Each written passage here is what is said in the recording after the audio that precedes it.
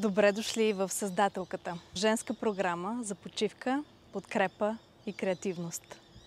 Усетиш красота и мекота отвътре. Как тази програма се различава от другите?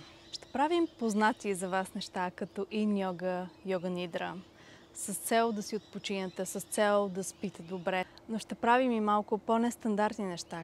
Ще следваме рецепти за красота от аюрведа. Ще правим абиянга масаж, който е само масаж за цялото тяло.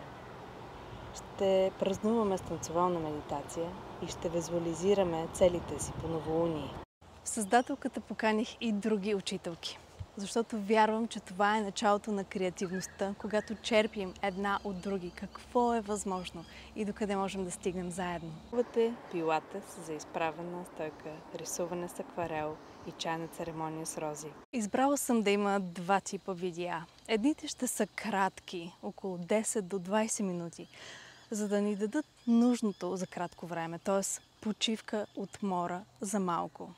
И вторият тип видеа са по-дългите видеа, около час, за да можем да потънем по-дълбоко. Създателката няма за цел да ви кара да свършвате поредното нещо от А до Я. Създателката има за цел вие да се почувствате обгрижени, така че да вложите себе си в останалата част от деня. Обгрижени за времето, което имате. Обгрижени чрез вниманието, което аз и нашите гости-учители ще ви даваме. В тази женска общност ще усетите подкрепа, която много от вас знам, че търсят.